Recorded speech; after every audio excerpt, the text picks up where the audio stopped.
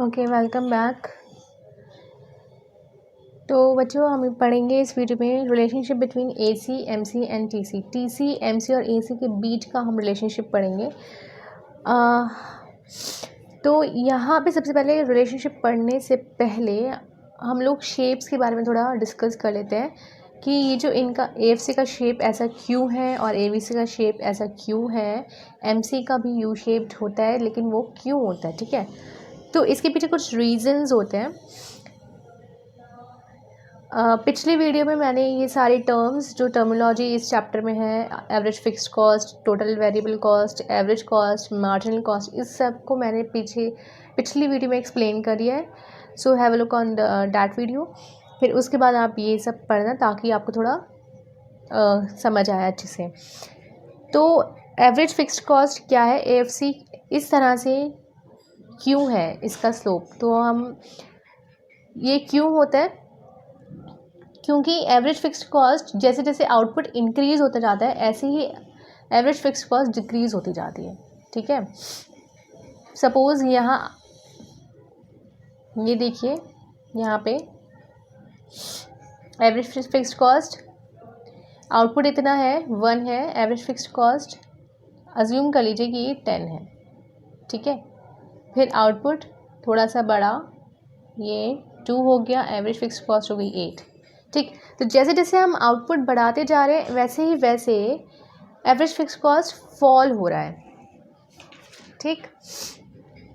तो एक रीज़न तो ये है कि एवरेज फिक्स कॉस्ट का शेप इस तरह से होता है बिकॉज ऑफ आउटपुट इंक्रीजिंग, ठीक। और दूसरा ये रीज़न हो गया कि एवरेज फिक्स कॉस्ट हमेशा हमारी डिक्लाइन होती जाएगी जैसे जैसे हम आउटपुट को इंक्रीज़ करते जाएंगे, ठीक है। तो इस जो एवरेज फिक्स्ड कॉस्ट का जो शेप होता है इज़ रेक्टेंगुलर हाइपरबोला, ठीक है।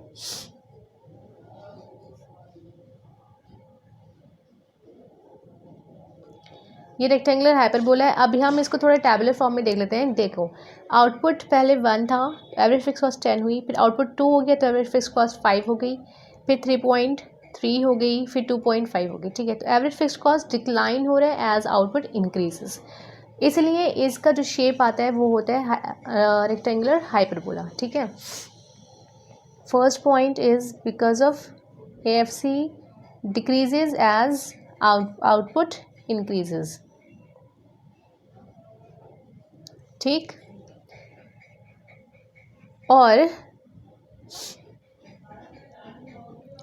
तो इसको हम क्या बोलते हैं, शेप को रेक्टेंगुलर हाइपरबोला होता है AFC because of output as output increases average cost, average fixed cost declines. अब एबीसी को हम देखते हैं। एबीसी का जो शेप है वो होता है U shaped. ABC is U shaped. You shaped क्यों होता है, because of law of variable proportion. Law of variable proportion की वजह से जो हमारा एबीसी होता है वो होता है यू शेप्ड। क्यों?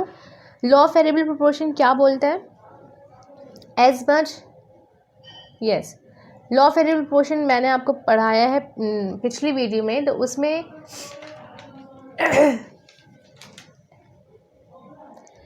एवरेज वेरिएबल कॉस्ट क्या है, पहले देखिए यहाँ पे ये डिक्लाइन हो रही है, ठीक है। यहाँ पे ये तो इस पार्ट पे ये हो रही है डिक्लाइन, ठीक है, थोड़ी डिक्रीज़ कर रही है।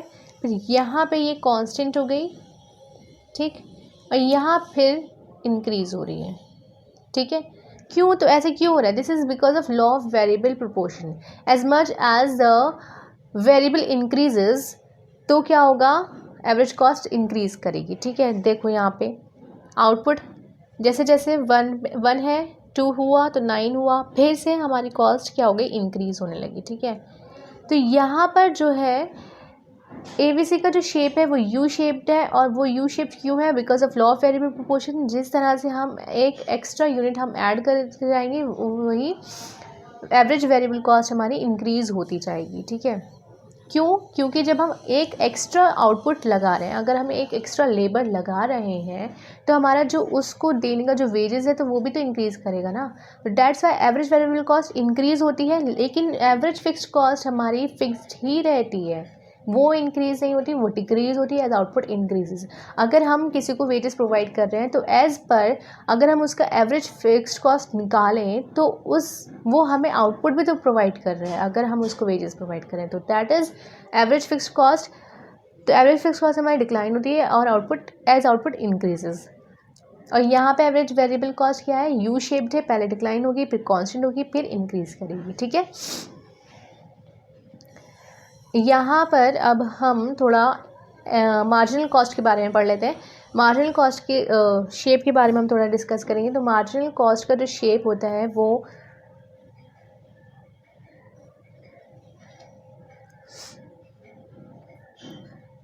वो भी इसी तरह से होता है। ठीक है,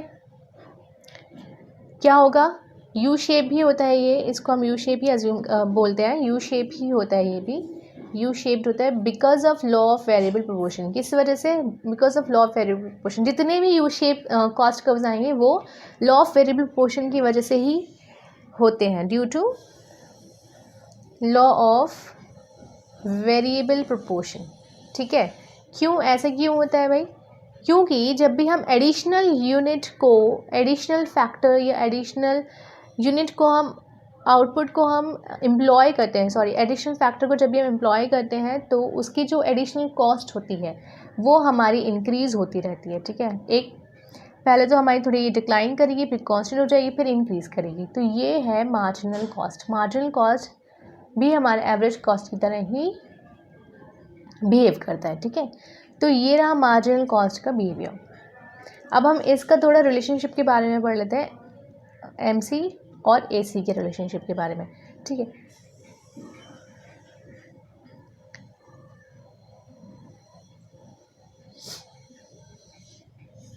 तो सबसे पहले हम इसको यहाँ पे पढ़ लेते हैं।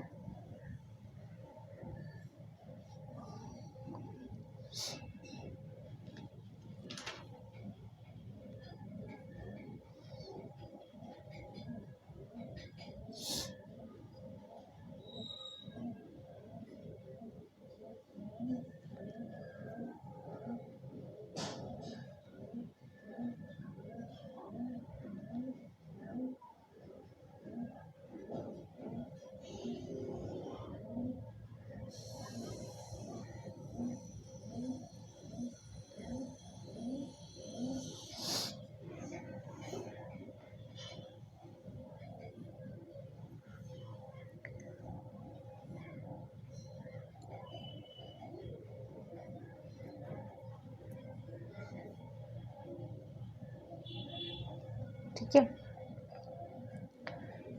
तो ये रहा एसी और एमसी कर्व। एसी कर्व का जो मिनिमम पॉइंट है वो है हमारा ये। ठीक है, मिनिमम पॉइंट है हमारा एसी कर्व का, ये रहा मिनिमम पॉइंट। ठीक, तो हम इसको सी बोल देंगे। और एमसी कर्व का जो मिनिमम पॉइंट है वो है ये, तो हम इसको ए अज्यूम कर लेंगे। और यहाँ पे एसी और एमसी इक्वल हो रहा है, दैट इज़ बी पॉइंट। ठीक, तो अब हम इसको देखते हैं कि सबसे पहले ये जो होता है इसका जो रिलेशन, सबसे पहले इन दोनों का जो शेप होता है वो होता है U shaped, both are U shaped curve. ठीक है, तो सबसे पहले क्या है, बोथ आर यू शेप्ड।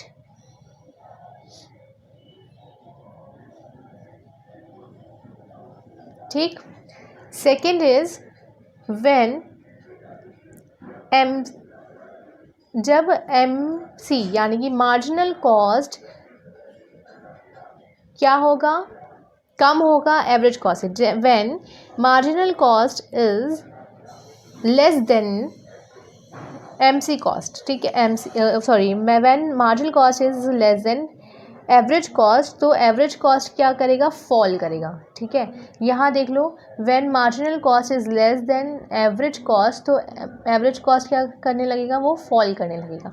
तो यहाँ पे क्या हो जाएगा, AC starts falling, AC falls करेगा। ठीक है, फॉल करेगा AC। अब when MC is greater than AC, when marginal cost is greater than AC, जब देखो जब marginal cost AC से ज़्यादा होगी तो MC क्या करेगा,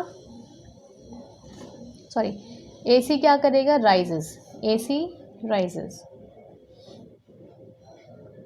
ठीक है, जब मार्जिनल कॉस्ट AC से ज़्यादा होगी, यानी कि जब मार्जिनल कॉस्ट AC से ज़्यादा है 13.8 है और ये है, तो एवरेज कॉस्ट क्या करेगा हमारा, राइज़ करेगा। ठीक है, when marginal cost is greater than AC तो एवरेज कॉस्ट हमारा इंक्रीज़ करने लगेगा। ठीक, ये दिख रहा है ना, ये क्या हो रहा है, ये इंक्रीज़ कर रहा है। यहाँ पे देखो ये 13.3 था और मार्जिनल कॉस्ट 12 था। जब मार्जिनल कॉस्ट इंक्रीज़ करा तो थोड़ा थोड़ा AC भी इंक्रीज़ कर रहा है। ठीक है, यहाँ पे देखिए ये इनका, यहाँ पे ये MC क्या है, ज़्यादा है, तो ये AC क्या कर रहा है, थोड़ा मतलब राइज़ कर रहा है। ठीक है, अब यहाँ पे जो B पॉइंट है, MC is equals to AC। ठीक है, एट B पॉइंट, मैं यहाँ ब्रैकेट में लिख देती हूँ, तो यहाँ पे क्या हो जाएगा, सारी AC जो है वो कांस्टेंट हो जाएगी या फिर मिनिमम हो जाएगी। ठीक है, AC इज़ मिनिमम। ठीक, तो AC क्या होगी, वो मिनिमम होगी। ठीक है, अब यहाँ जब भी AC मिनिमम होगी, तो MC जो है मार्जिनल कॉस्ट का मिनिमम पॉइंट उसके राइट साइड में लाई करेगा। ठीक, ये रहा इसका, जब भी AC हमारी मिनिमम होगी तो MC का जो भी मिनिमम पॉइंट है वो राइट साइड में लाई करेगा। ठीक है,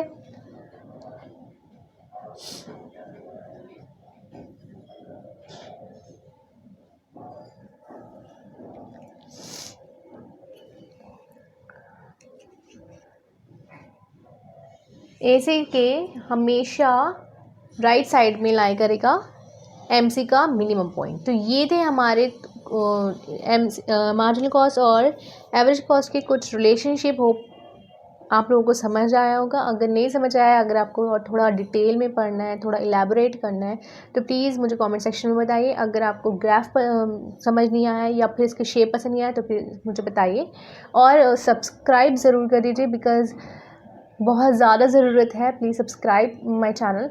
और हाँ, इसके बाद हम टोटल कॉस्ट और मार्जिनल कॉस्ट के रिलेशनशिप को पढ़ने वाले हैं, तो नेक्स्ट वीडियो उसी के बारे में। तो प्लीज़ आप लोग जो यहाँ प्लेलिस्ट होगी उस पर आप टैप करिएगा, या फिर मैं आई बटन में मैं उसका लिंक प्रोवाइड करूँगी, तो आप लोग उस पर उसको देख लीजिएगा। ये इसके बाद वाली जो वीडियो होगी वो लास्ट वीडियो होगी, और फिर हम नेक्स्ट चैप्टर की तरफ मूव करेंगे। और क्योंकि एग्ज़ाम बहुत जल्दी आने वाले हैं, अब क्या चल रहा है, नवंबर, तो एग्ज़ाम्स भी आने वाले हैं, तो मैं कोशिश करूँगी कि मैं जल्द से जल्द ये micro economics, macro economics cover कर लूँ, सो डैट आप लोगों को हेल्प हो जाए थोड़ी सी। तो प्लीज़ सब्सक्राइब माई चैनल, इसको ज़्यादा से ज़्यादा शेयर करें। अगर नहीं समझ में आया है, कुछ भी नहीं समझ आया है, तो प्लीज़ कमेंट सेक्शन में बताइए। अगर हाँ समझ आया तो प्लीज़ लाइक कर दीजिए और सब्सक्राइब कर दीजिए। Thank you.